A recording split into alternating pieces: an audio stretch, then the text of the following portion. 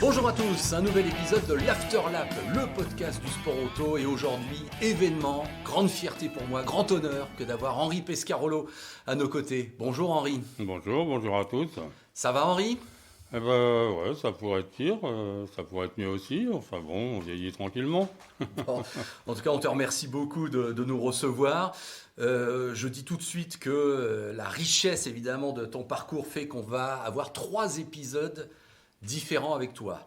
Aujourd'hui, on va parler de Formule 1, et oui. Ensuite, on parlera du Mans, ça, tu t'en doutes, avec 2 parties, toi pilote et toi chef d'entreprise et patron de ta propre équipe. D'accord ? Ok. Donc on commence par la Formule 1 si tu veux bien, parce que j'ai tendance à penser qu'Henri Pescarolo et la Formule 1, c'est parfois un peu occulté, évidemment, par rapport à tout ce que tu as réussi et ce que tu as fait au Mans. Est-ce que tu estimes que c'est vrai d'ailleurs, oui, qu'on ne parle peut-être pas assez de ta carrière en Formule 1 ? Disons que c'est ma grande déception finalement quand on fait un retour en arrière. Tout pilote qui débute dans le sport automobile, son rêve, c'est d'être champion du monde de Formule 1 évidemment. Même si je ne rêvais pas forcément d'être champion du monde, ce que je voulais c'est avoir une belle carrière en Formule 1. D'ailleurs, quand Jean-Luc Lagardère a créé Matra Sport, il l'a annoncé dans la première conférence de presse qu'il a faite devant toute la presse, assez médusée d'ailleurs, en disant, alors qu'il était totalement inconnu, que Matra était une firme connue seulement des militaires. Il a annoncé, on sera champion du monde de Formule 1 et on gagnera les 24 heures du Mans. Donc, dans l'ordre chronologique, la Formule 1, ça passait avant. Moi, je venais de rentrer dans l'écurie Matra et Matra Sport, et j'étais un pilote à l'essai et non pas un pilote d'essai. Il y a une nuance importante. Donc je ne savais pas du tout ce que j'allais faire chez Matra et ce que je pouvais faire. Je savais que j'avais l'air d'être un peu près doué pour la conduite, je l'avais prouvé dans l'opération Ford Jeunesse. Maintenant, il me restait à prouver ce dont j'étais capable dans une monoplace, dans un prototype, enfin de trouver ma place dans l'équipe Matra. Et ma grande déception, puisqu'on parle de Formule 1, c'est que Lagardère a été, Jean-Luc Lagardère, donc le patron de Matra, a été influencé par une presse qui était très largement francophobe à l'époque. Et c'est assez étonnant d'ailleurs, parce que Oui. Je commence en Formule 1 en 68, alors que j'étais en Formule 2. Mais là, c'était vraiment pour faire tourner le moteur V12. C'était à Mexico, après c'était au Mont-Tremblant. Donc c'était mes premiers tours de roue dans une Formule 1.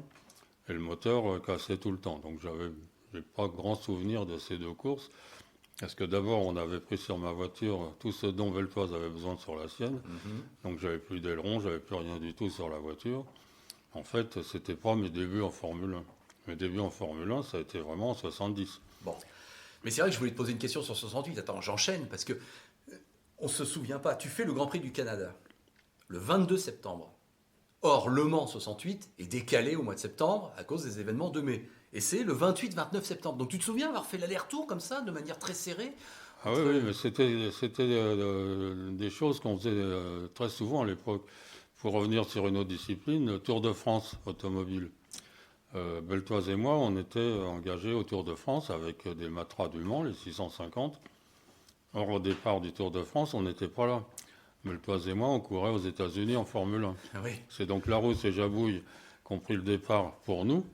Et au bout de la fin de la première journée, on a débarqué, Beltoise et moi, de l'avion. On est arrivé en vitesse, prendre notre place, disons, dans les protos 650 pour continuer le Tour de France. Oui, donc ces allers-retours, quand on est dans des disciplines différentes comme monoplace, endurance, sport prototype, c'était des choses assez fréquentes.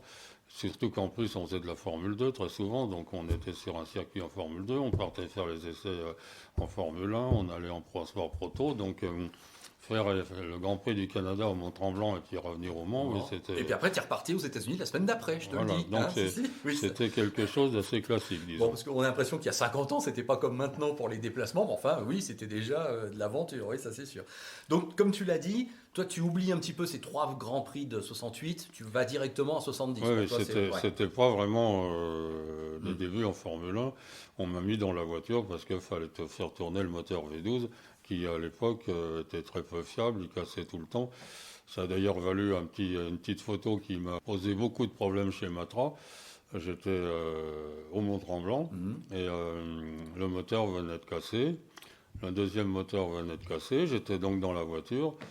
Et j'en avais tellement marre de ce moteur qui explosait toutes les 2 minutes que j'avais écrit merde sur le volant. Ah oui. Évidemment, un journaliste a pris la photo et l'a fait paraître, ce qui m'a valu quelques inconvénients après chez Matra. Parce que, évidemment, comme toujours, on accuse d'abord le pilote.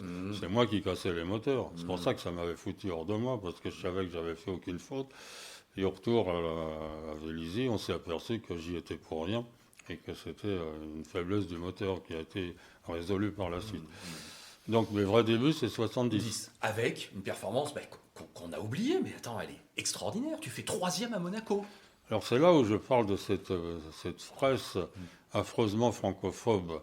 Parce que si on imagine ce qui se passe maintenant, un jeune pilote qui fait ses débuts en Formule 1 dans une voiture française, avec un moteur français, qui arrive 3e au Grand Prix de Monaco, ça ferait la une de l'équipe, par exemple. On est d'accord. Et donc moi, je ne m'occupe pas trop de ce que disent les journalistes. Dans toute ma carrière, j'ai pas trop fait attention à ce qu'on disait de moi. Ce qui m'importait, c'était de savoir ce que je pensais de moi. Et j'étais beaucoup plus sévère en général que les journalistes sur ce que j'avais fait. Donc je m'amuse à regarder l'équipe du lundi. Je me dis, tiens, j'ai quand même fait un truc pas mal. J'ouvre l'équipe. Donc on parle de Rint et de Brabham, évidemment, qui sont premiers et deuxièmes, avec un accrochage dans le dernier virage. Pas un mot de la Matra, pas un mot de Pescarolo, voiture française, pilote français, rien du tout. C'est Edouard Sedler qui couvre le Grand Prix. Donc je lis l'article, toujours pas un mot sur moi. Et à la fin, accessoirement, je lis, Henri Pescarolo, lui, il a fait chez Rint pendant toute la course. C'est tout ce qu'on a dit de moi après le Grand Prix de Monaco. Oui. Donc, si tu veux, c'est quelque chose qui était assez étonnant, je dois dire, parce que Matra n'était pas bien vu par la presse française. Peut-être que Jean-Luc Lécarder était un peu arrogant, je ne sais pas, mais à l'époque, il y avait une seule nation qui faisait de la course automobile, c'est l'Angleterre. Nous, on n'existait pas, personne n'existait, c'était les Anglais, avec les fers de lance qui étaient Jaby Cronbach et compagnie. Donc, malheureusement, Jaby Cronbach était le conseiller de Jean-Luc Lagardère. Donc, je fais quand même une saison qui n'est pas trop pourrie pour un débutant en Formule 1, surtout avec une voiture qui était une poubelle, il faut bien le dire maintenant, la MS 120, c'était vraiment une poubelle. C'est-à-dire qu'elle n'était pas faite par ceux qui faisaient les protos, c'était une équipe à part. Ils avaient fait une voiture totalement ratée. Elle n'était pas rigide, elle ne tenait pas bien la route, elle n'était vraiment pas compétitive. Le moteur Matra n'était pas un très bon moteur de Formule 1 parce que c'était un moteur qui tournait à haut régime, qui n'avait pas beaucoup de couple, et les circuits de Formule 1 ne sont pas très rapides en général. Donc on est toujours dans la zone du régime, de tour, dans laquelle le moteur manquait de couple par rapport à un Cosworth par exemple. Donc on n'était vraiment pas à la fête avec cette voiture. Et à la fin de la saison, il y a Jean-Luc Lagardère qui se demande ce qu'il va faire pour 71. Donc moi, j'avais toujours appliqué la devise, si l'on peut dire, c'était une année pour apprendre, une année pour gagner. Donc j'avais fait ça en Formule 3. 67, je pulvérise tous les records, 11 victoires, je suis champion de France. 68, j'apprends mon métier en Formule 2, mais on se battait contre les pilotes de Formule 1 en Formule 2.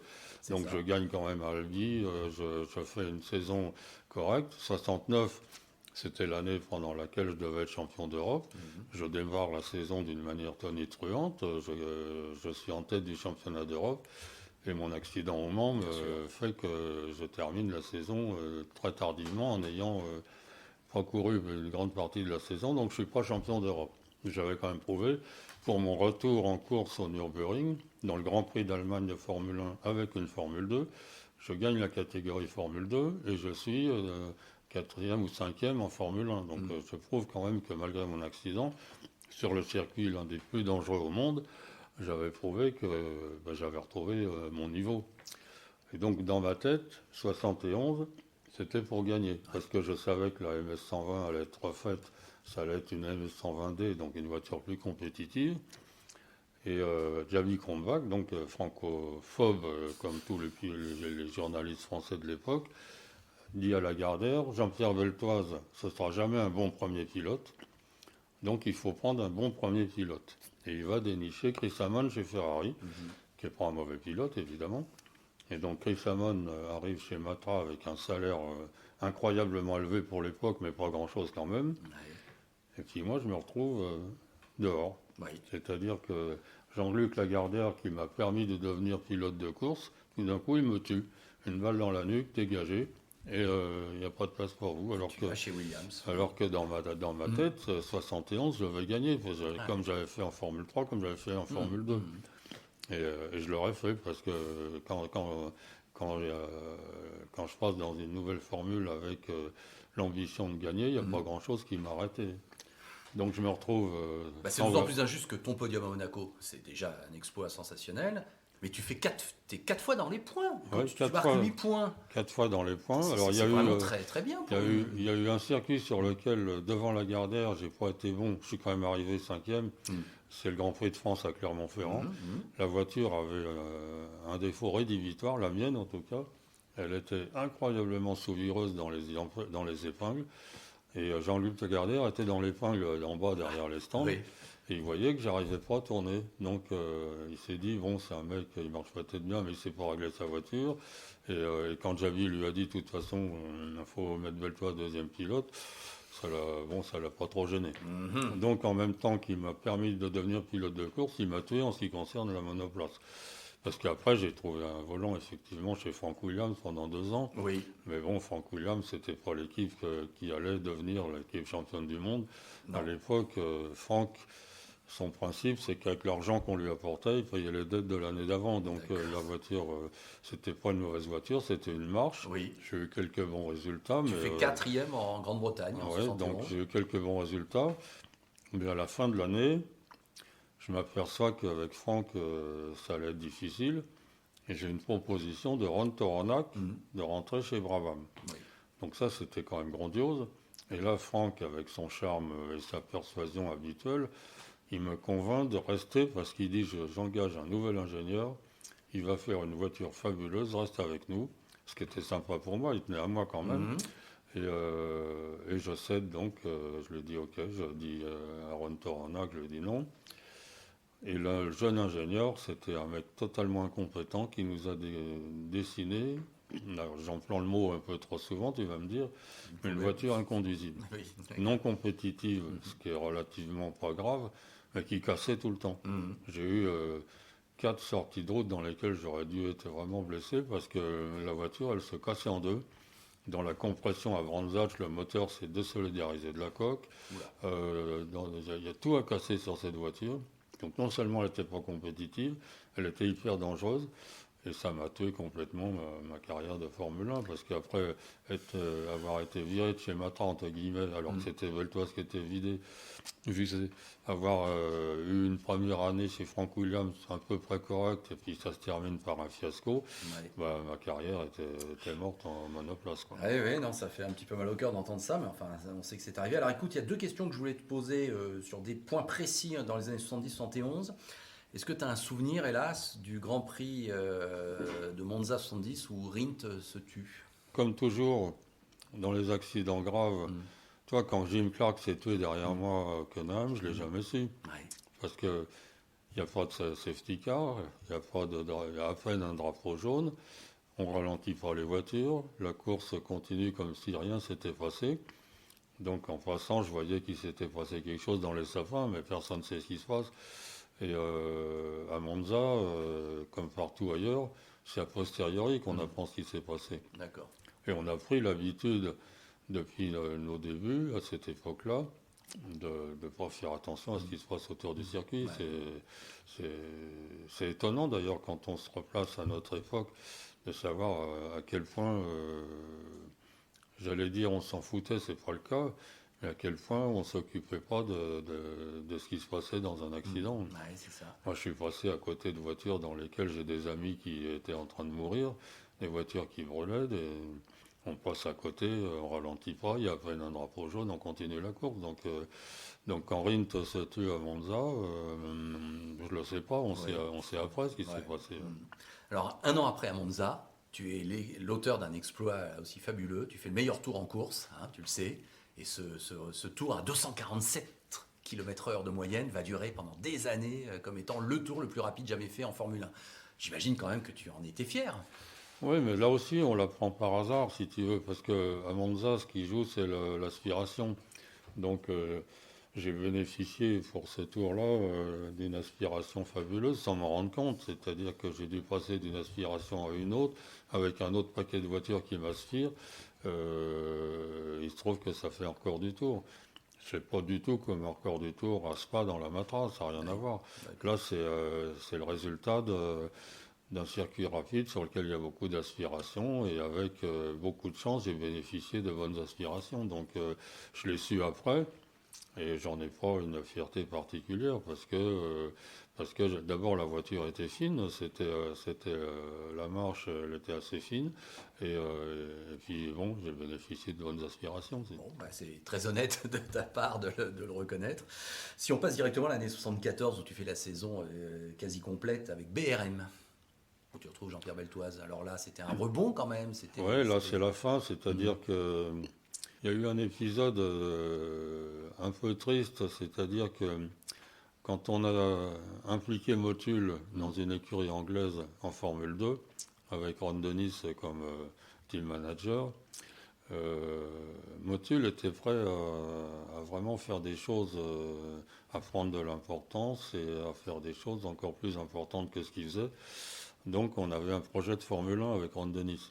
Et comme Ron Dennis, comme les journalistes français, il est francophobe à plus en pouvoir. Oui. Donc faire quelque chose avec des Français, il n'a pas supporté. Et donc le projet, la Motul Rondelle, qui était une Formule 2 aux couleurs Motul, 100% Motul, dans laquelle il y avait Volek et moi, plus Tim Schenken, c'était une très très belle voiture, une belle écurie, on a eu des bons résultats. Et on a essayé de convaincre Ron Dennis que Motul était prêt à lui faire fabriquer une Formule 1. Et il nous a envoyé dégager en n'ayant aucun intérêt à faire quelque chose avec des Français, alors qu'il allait y avoir une voiture française, une Motul qui aurait été une Motul Rondelle F1, avec certainement une bonne voiture, parce que chez Ron Dennis on faisait des bonnes voitures et un bon budget. Donc on a transféré ça sur autre chose avec Beltoise. On a réussi à convaincre VRM de nous prendre et les VRM étaient aux couleurs Motul. Malheureusement, c'était pas le chant du cygne parce qu'il était déjà mort. Le cygne, c'était la fin de VRM.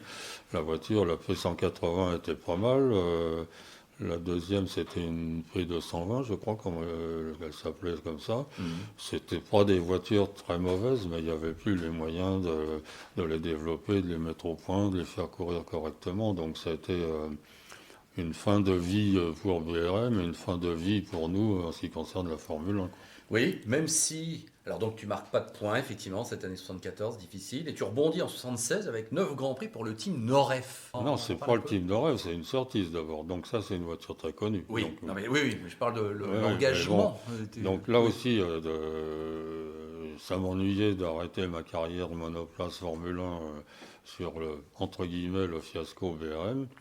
Donc j'ai monté un projet avec un ingénieur anglais qui était très sympa, que j'aimais bien, Bob Sparshot.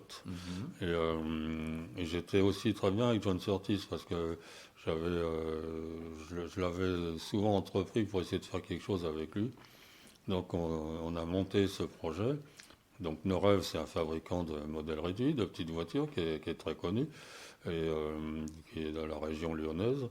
Et on a monté un projet en prenant une sortie. Bob Sparshot montait son équipe de mécaniciens anglais. C'était une bonne équipe d'ailleurs, il était bon. Les mécaniciens aussi. mais on manquait vraiment beaucoup de moyens, donc ça pourrait été très, très, très intéressant sur le plan des résultats. J'ai bien aimé la voiture, elle marchait pas mal, mais enfin bon, on pouvait pas faire grand-chose. Ça manquait tellement de moyens que c'était un peu désespérado, là. Ton meilleur résultat, c'est 9e en Autriche. Écoute, c'est pas honteux. Ouais, non, mais bon, c'était... effectivement, j'étais, comme beaucoup de pilotes français l'ont été par la suite, abonné aux dernières lignes de la grille de départ. Donc ça manque d'intérêt, ça m'enthousiasmait plus beaucoup.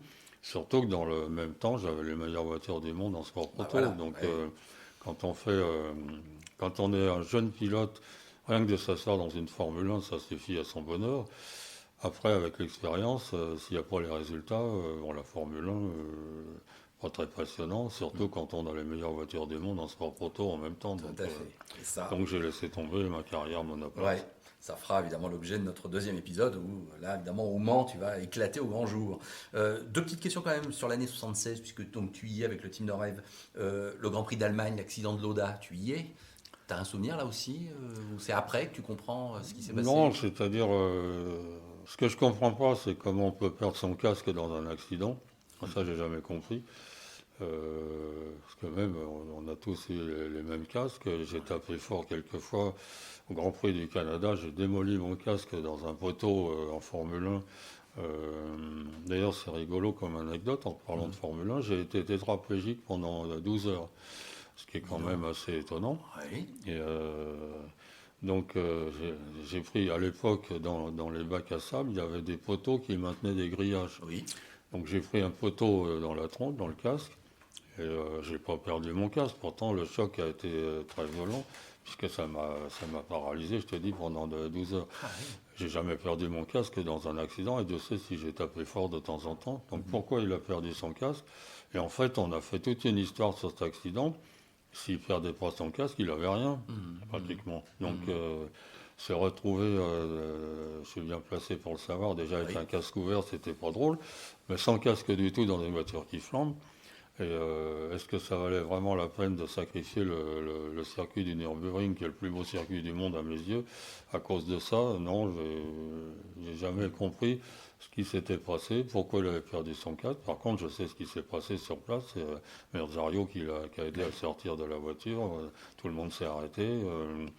Effectivement, le seul problème du Nürburgring, c'est que les secours sont longs à arriver, puisque c'est un grand circuit.